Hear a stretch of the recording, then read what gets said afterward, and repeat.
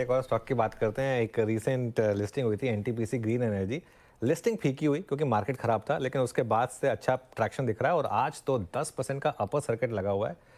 और लिस्टिंग के बाद से ये स्टॉक अब 30% भाग चुका है। और लिस्टिंग में अच्छा खासा एलोकेशन मिला होगा क्योंकि जब ये इशू आया था तब बहुत ज़्यादा मार्केट ख़राब था, तो सब्सक्रिप्शन उतने नहीं थे जितना इनिशियली एक्सपेक्टेशन थी वहाँ पर। लेकिन विवेक से जानते हैं कि ये 10% जो भागा, इसको कैसे पढ़ें। Vivek, good afternoon. Good afternoon. Very very interesting. आपने बहुत अच्छा बोला क्योंकि जब भी मार्केट में आया था एनटीपीसी ग्रीन 91,000 करोड़ का ऑलरेडी मार्केट कैप था एंड इसका जो करंट ऑपरेशनल कैपेसिटी है वो सिर्फ 3.3 गीगावाट का ऑपरेशनल कैपेसिटी है। So at current EBITDA it is extremely overvalued. और जैसे आपने कहा था, एक्चुअली लिस्टिंग जब हो रही थी तभी बहुत ज़्यादा डिमांड नहीं थी because of market conditions and also given the fact that it was actually a very big issue. Almost 91,000 crore company was looking to mop up. Now अगर आप देखेंगे, लाइक यू मेंशन, लिस्टिंग के बाद स्टॉक ऑलमोस्ट 30% चल चुका है।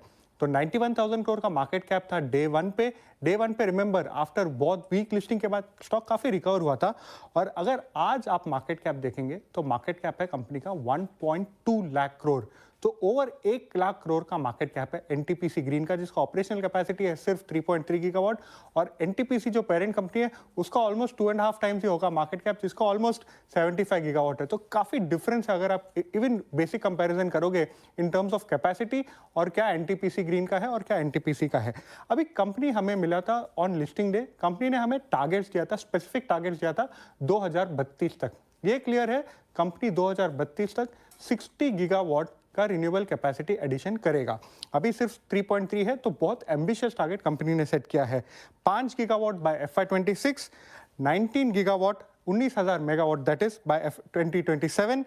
Company का और एक चीज ध्यान रखिए, जितना भी केपेक्स होगा और डेट इज टू इक्विटी में होगा, डेट भी जाएगा और इक्विटी भी होगा। तो कंपनी का जो डेट फंडिंग होता है वो सबसे ऑप्टिमम रेट पे होता है बिकॉज उसका पेरेंट एनटीपीसी है और उसको गवर्नमेंट रेट पे मिलता है। तो वो एक पॉजिटिव है एनटीपीसी ग्रीन के लिए। ऑल्सो कंपनी ने हमें एक नंबर दिया था, 65 लाख पर मेगावाट का टारगेट होता है कंपनी का एबिटा बनाने का। और कंपनी ने हमें बोला बाय जो एबिटा था FY24 में वो था 2,000 करोड़। कंपनी का टारगेट है एबिटा को 35 से 40 हजार करोड़ ले जाने का बाय 2032। बट मेन चीज क्या होता है, कंपनी स्टॉक महंगा है या सस्ता है। जब आईपीओ आया था तभी ही कंपनी प्राइस टू परफेक्शन था, बहुत ज्यादा अपसाइड नहीं था अगर आप कोई भी पीयर से कंपेयर करेंगे और ग्लोबल पीयर था। बट आप जस्ट अभी देखिए, पी FY24 में 194 टाइम्स, FY26 में 88 टाइम्स, FY27 में 56 टाइम। अगर आप ईवी टू एबिटा देखोगे तो 52 टाइम्स, जो कंपेरेबल है ग्लोबल यूएस पीयर्स के साथ। FY26 28 times, FY27 19 times. और अगर प्राइस टू बुक अगर आप देखोगे तो 6.4 टाइम्स 26 के लिए 6 टाइम्स एंड FY27 के लिए 5.4 टाइम्स।